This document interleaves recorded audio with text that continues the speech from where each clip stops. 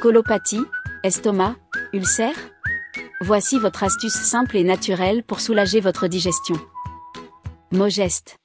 Une solution 100% naturelle à utiliser dès les premiers signes, pour favoriser un confort digestif. Disponible dans toutes les pharmacies au Mali. Alors, merci. On est de retour sur TV Touba pour cette édition avec notre invité Malali Camara, Malali Kagro Camara, et donc originaire du Mali, donc responsable, président, c'est ça? C'est ça. C'est de Gambanaro International, et qui milite contre l'esclavage et ses séquelles dans la communauté soninké, mais pas que, généralement en Afrique. Voilà. Et Malali, on a parlé du cas du Mali. On va aller un peu plus peut-être dans la communauté soninké. Et par le fait que dernièrement il y avait un festival, le festival qui avait eu lieu en Mauritanie, Physio, Festival international de soninké, en Mauritanie, qui est pour cette édition qui a été en Mauritanie, c'est la 7e édition, donc qui s'est terminée. Et pareillement, il y a eu beaucoup de scandales, notamment au niveau des droits de l'homiste, qui ont fait beaucoup parler, qui sont exprimés sur ce festival, en disant que c'est un festival qui ne ressemble pas à tous les soninké, comme son nom l'indique, mais plutôt une partie de soninké, et notamment la partie qui serait plus à même d'être d'accord avec le phénomène d'esclavage par ascendance, ou en tout cas qui serait plus à même d'être proche de ce phénomène-là. Voilà. Et vous, qu'est-ce que vous en pensez par rapport à ce sujet? Parce que ça fait énormément parler dans la communauté soninké, mais pas que, hein, parce que j'ai vu aussi de peuls ou de morts à en parler, notamment au niveau de la Mauritanie. Tout à fait. Voilà, donc effectivement, il y a eu le physio qui a été organisé fin septembre et fin février au niveau de la Mauritanie, le pays d'accueil. Donc, c'est la 7e édition. Donc, le thème, c'était la réconciliation. Et parler de réconciliation sans les vraies victimes. Donc, c'est comme mettre je ne sais pas comment ils vont régler ce problème. Donc, ça fait effectivement beaucoup de bruit au niveau des associations anti-esclavagistes. Parce que ce qui nous a le plus touché, le physio, c'est quelque chose qui nous lie. Ça n'appartient pas à une seule personne ou à un seul pays. Donc, normalement, on devrait mettre en pause le physio et parler uniquement du phénomène de l'esclavage. Parce que l'esclavage est en train de ternir l'image des soninké. Je dirais même l'esclavage par ascendance a terni l'image des soninké. Donc si on veut redémarrer, on doit d'abord trouver une solution à ce phénomène. Mais au lieu de ça, ils sont en train d'aller encore faire l'apologie de la discrimination, l'apologie de l'esclavage, l'apologie de la classification des classes sociales.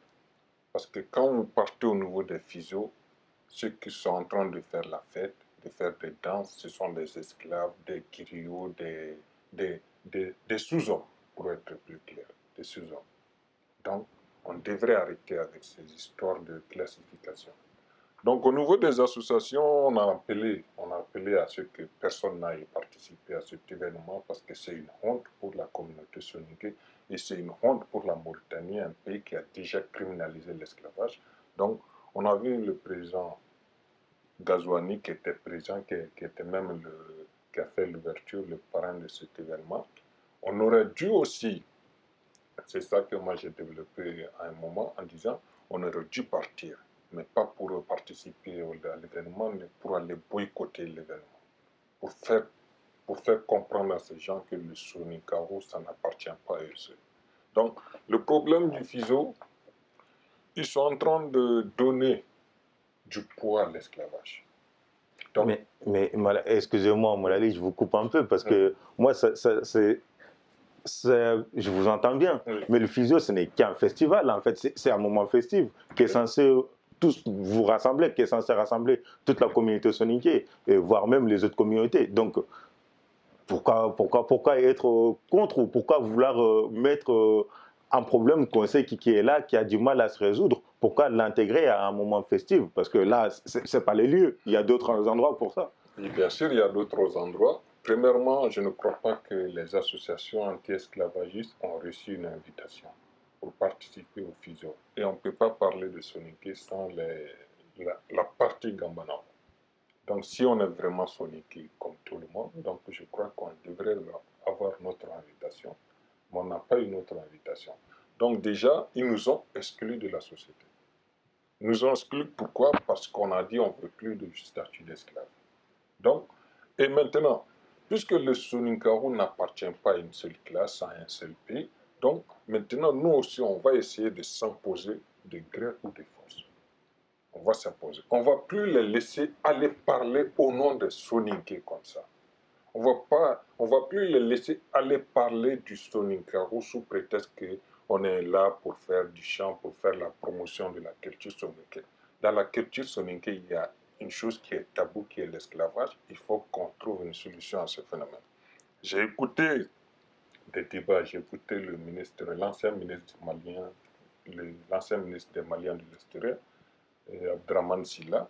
Il a parlé des sujets qui sont très intéressants. La scolarisation des filles, il a parlé de ça. L'entrepreneuriat des jeunes, il a parlé de ça. Mais au niveau de l'esclavage, il est passé à côté. Il n'a même pas voulu durer sur ce sujet. Et lui-même, il reconnaît qu'effectivement, il y a des esclaves dans la communauté soninké. Mais il demande au gouvernement, lui-même il était, c'est d'ailleurs même, il fait partie de l'ancien régime Ibeka, donc le régime qui a légitimé et légalisé l'esclavage au Mali. Il faisait partie de ce gouvernement. Ils n'ont jamais essayé de mettre fin à ce phénomène. Et maintenant, puisqu'il n'est plus membre du gouvernement, il demande à ce que ce gouvernement actuel prenne le taureau par les cornes. C'est une honte. Parce que si j'étais à sa place, j'allais dire aux Soninké d'abord que l'esclavage est aboli, l'esclavage est un crime contre l'humanité, il faut que ça cesse, que ce soit une coutume ou pas, que les gens soient d'accord ou pas, l'esclavage ne devrait pas exister entre Soninké. Mais il n'a pas lancé un message envers les Soninké, il n'a fait qu'accuser le gouvernement, or qu'on voit bien sûr que le gouvernement est en train de faire quelque chose contre ce phénomène.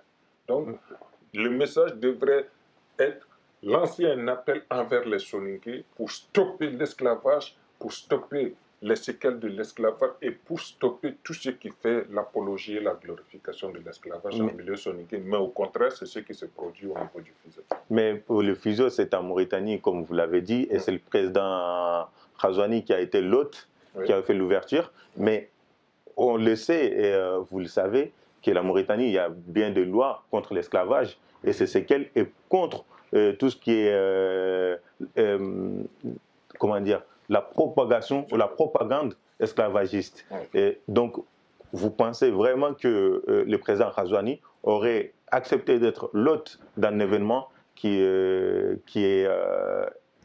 clairement esclavagiste ou en tout cas qui a des tendances esclavagistes à vous faire l'apologie de l'esclavage? Effectivement, et c'est ce que nous avons appris à la dernière minute. Et c'est un constat. On a constaté que le président n'était pas au courant des dessous du FISO. Donc, ce qu'on a décidé, d'ailleurs même je travaille sur le courrier, on va écrire un courrier, on va adresser à l'ambassade, on va adresser au président de la République mauritanienne, et même, je crois même, on va préparer une lettre ouverte adressée au président de la République mauritanienne pour dire que le FISO où il a fait l'ouverture, en réalité, c'est un FISO pour faire l'apologie et la glorification de l'esclavage. On a des preuves en images, en vidéo et en audio. Donc, on va saisir l'ambassadeur de la Mauritanie pour dire que désormais, quand il y aura une organisation de FISO, voilà les vraies raisons du FISO. Donc, on va expliquer ce qu'il n'était pas au courant. Pour cette fois-ci, on va accepter parce qu'en réalité, on n'avait pas beaucoup travaillé sur le FISO. On a pensé que non, il ne faut pas seulement aller, mais après, on a compris qu'on a raté des occasions. On pouvait encore donner plus de visibilité à notre combat lors de ce FISO parce qu'il y avait tout le monde qui était là, il y avait tous les Soninké qui étaient là. on allait parler de l'esclavage, on allait démontrer devant tout le monde qu'en fait, c'est une pratique qui est toujours là et il faut en parler au plus vite, dans les meilleurs brefs. D'ailleurs, en parlant de vidéos et d'audio, je suis tombé sur une vidéo d'une femme qui chantait, une artiste, en tout cas c'est comme ça qu'on les définit et qu'elle se définit, et qui se définit clairement comme étant une comé, et notamment qui parle de tout ce qui est sorcomé, comrancomé.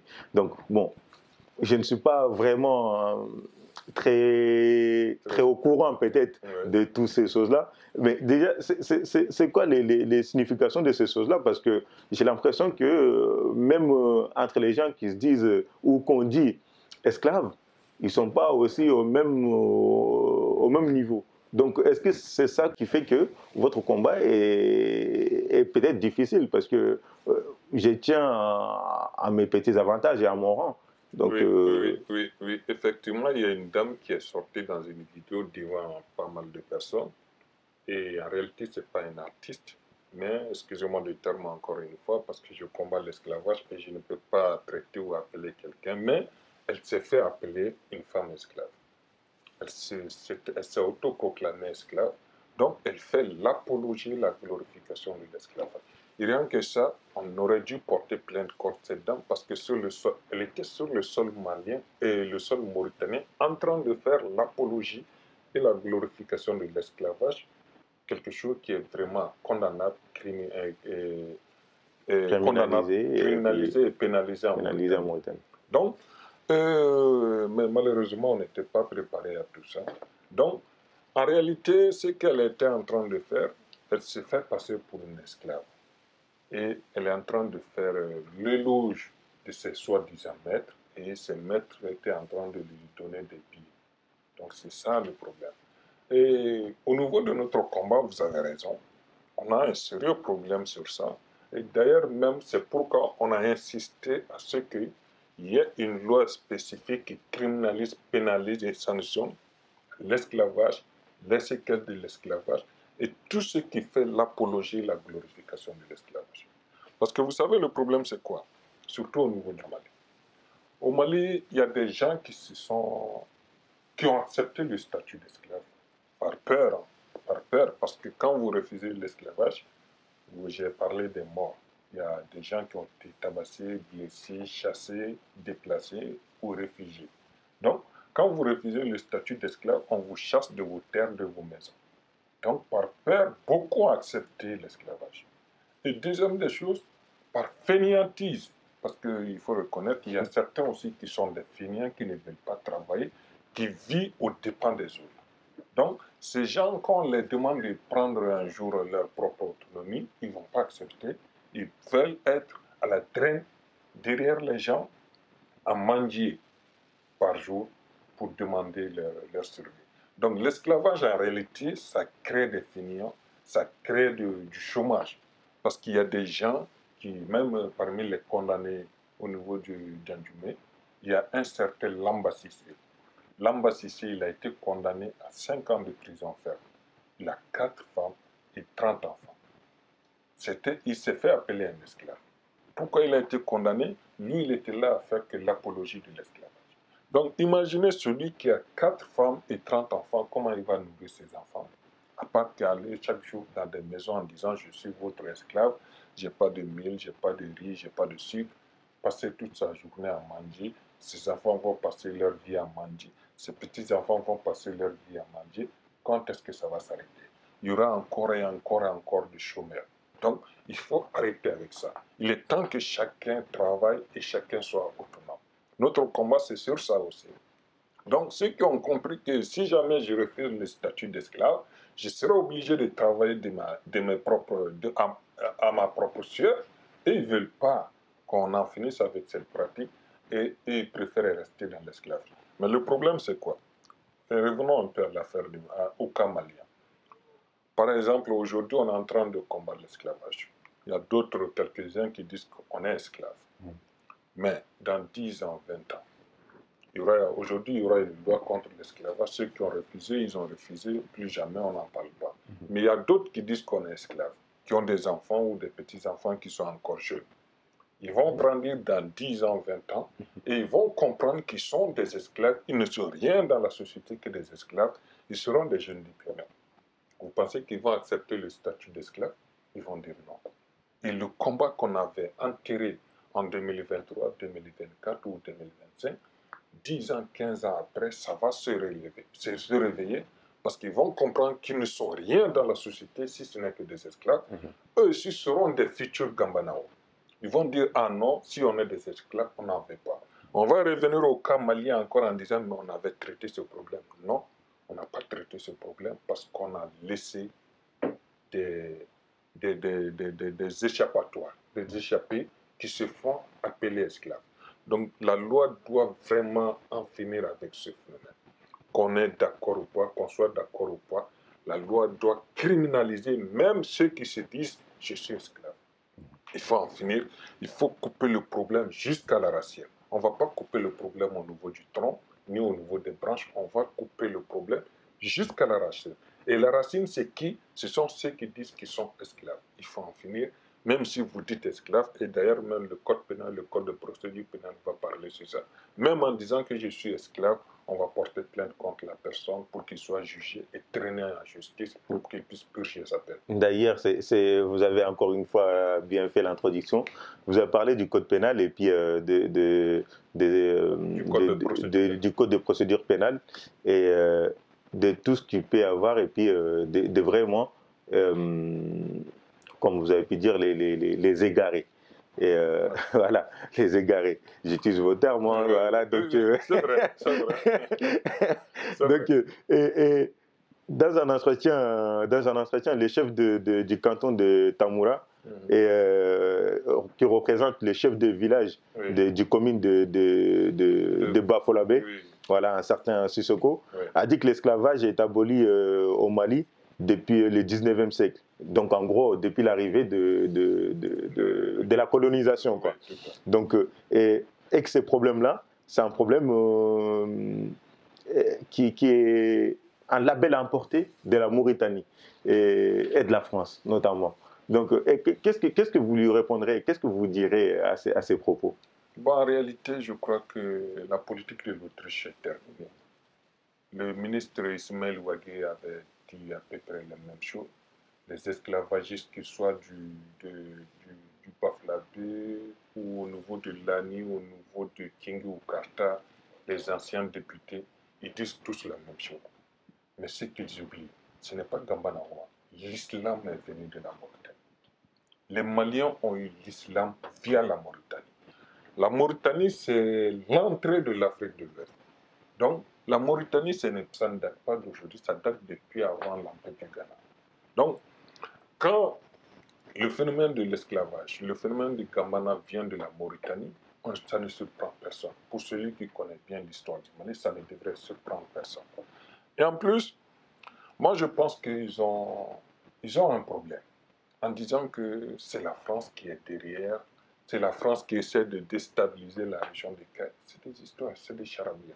Ça n'a rien à voir. D'ailleurs, on va revenir plus profondément sur ça. Ils disent qu'ils essaient de déstabiliser la région des Cailles, la seule région stable du Mali. C'est faux. Ce n'est pas la France qui a demandé aux gens de Baflabé d'aller tirer sur des gens, d'aller tabasser les gens avec des machettes et des coupe-coupes. Donc, c'est eux-mêmes qui se sont dit, d'ailleurs même le problème de Baflabé remonte à l'histoire du maire. Il y a un maire qui est, soi-disant, un descendant d'anciennes familles esclaves. Ils ont demandé à ce que le maire abandonne sa fonction de maire. Et l'association Gambanaro ou l'association CSP a dit non. On ne peut pas refuser son poste de maire parce qu'on est esclave. Voilà où tout a commencé. Heureusement, au niveau de Baflabé, ceux qui ont le statut d'esclave sont en nombre plus élevé que ceux qui se disent maîtres. Donc, il y a eu un bras de fer. Et puisqu'il y a eu un bras de fer, ils ont empêché les gens de Gambanaro de se réunir. Interdiction de se réunir, qui est complètement contraire à la Constitution du Mali. La Constitution du Mali dit qu'on est libre de se réunir, libre de faire des associations, libre de se manifester. C'est quelque chose qui est garanti par la loi. Donc, mais on interdit aux gens de Gambanao, aux anti-esclavagistes, de se réunir dans Baflabé, dans le cercle de Djima, dans le cercle de Niro. Juste pourquoi? Parce qu'ils pensent que si on va se réunir, on va sensibiliser nos familles qui sont dans le statut, qui occupent le statut d'esclave. On va les sensibiliser et ils vont refuser le statut d'esclave. Voilà le point où ils ne veulent pas reconnaître, or qu'on sait tous, ils disent que c'est de l'ADA, c'est-à-dire des coutumes, nos us et nos coutumes. C'est faux. Mais ce n'est pas des us, ce n'est pas des coutumes, c'est de l'esclavage pur et simple. Mais pourtant, comme M. Sissoko l'a dit, et comme j'ai pu l'entendre aussi à travers d'autres personnes, d'autres individus, et dans le coin du Bafolabé, les gens, en fait, les communautés vivaient en harmonie et en paix. Parce que j'ai dit les communautés, parce qu'il y a les Kassonké aussi. Oui. Donc, mais aujourd'hui, ce n'est plus le cas. Depuis l'avènement de Gambanaro, est-ce que vous n'êtes pas, vous les Maliens, ou vous les gens de Bafolabé, enfin les gens de la région de Kaï, vous n'êtes pas laissés naïvement emportés par les Mauritaniens dans ce combat, un combat qui n'est pas le vôtre, or que vous vivez bien ensemble? Non, ce n'est pas un combat. Vous savez, l'esclavage a été criminalisé partout dans le monde. L'esclavage, c'est un crime qu'on devrait tous combattre, sans exception, qu'on soit victime ou pas. L'esclavage au niveau du Mali, c'est une responsabilité partagée. Donc tout le monde doit apporter sa part contre ce combat, contre cette pratique. Donc maintenant, en réalité, la communauté soninké est répartie entre le Mali, le Sénégal, la Mauritanie et le Gambie. Donc c'est une ethnie qui pratique la même coutume, c'est-à-dire la coutume esclavagiste. Donc à partir du moment où l'idée est venue de la Mauritanie, les Maliens se sont aussi sentis concernés par cette pratique et ils ne se sont pas trompés. Et ce qui est encore grave dans toute cette histoire-là, depuis que l'événement, le mouvement a commencé, il y a eu plus de dégâts au Mali qu'en Mauritanie. Et pourtant, certains pensaient que la Mauritanie était un pays esclavagiste plus que le Mali. Mais ces dernières années, on a compris qu'en réalité, le Mali est un pays plus esclavagiste que la Mauritanie, plus que le Sénégal, plus que la Gambie, plus que ces trois pays réunis. Donc, et les autorités à l'époque avaient fermé les yeux sur le phénomène. La population a fermé les yeux sur le phénomène. Les érudits, les imams ont fermé les yeux sur ce phénomène parce que tout le monde, sans exception, ou presque tout le monde, a des esclaves, surtout les marabouts. Ils ont des esclaves. Il y a certains qui travaillent au niveau de la fonction publique, au niveau de l'administration, qui ont des esclaves coutumiers. Donc tout ça, ils ne veulent pas que cette pratique cesse. Donc, on ne s'est pas embobiné, on ne s'est pas manipulé par la Mauritanie. On a compris qu'en fait, le combat que les Mauritaniens sont en train de mener, ça nous concerne aussi. Et même si on n'était pas dans ce même statut, on allait les aider. Parce qu'on ne peut pas accepter ce qui se passe au niveau du monde, qu'un noir prenne son frère noir pour un esclave. On ne peut pas accepter. On se plaint quand il y a récemment la Tunisie, le président tunisien qui a traité les noirs. Et avant ça, quand c'est les Arabes qui font, on dénonce. Quand c'est les Blancs qui font, on dénonce. Mais quand c'est les Noirs qui traitent leurs frères de Noirs d'esclaves, on ferme les yeux. Donc finalement, ça devient un peu de l'hypocrisie, quelque chose qu'on ne peut plus accepter. Donc si on devrait combattre l'injustice, la discrimination et l'esclavage chez les Arabes, chez les Blancs, il faut en combattre aussi chez nous-mêmes, entre Noirs. Malalou, nous allons faire une petite pause et nous allons revenir pour la dernière partie sur TV Touba. A tout de suite sur TV Touba. Merci beaucoup. Vous avez du mal à vous débarrasser de vos hémorroïdes? Douleurs, démangeaisons ou saignements? Face à la crise hémorroïdaire, Hémomed est une crème qui vous soulage efficacement et rapidement. Avec Hémomed, retrouvez votre confort au quotidien et fini les hémorroïdes. Pour plus d'informations, contactez-nous au 79 60 46 06.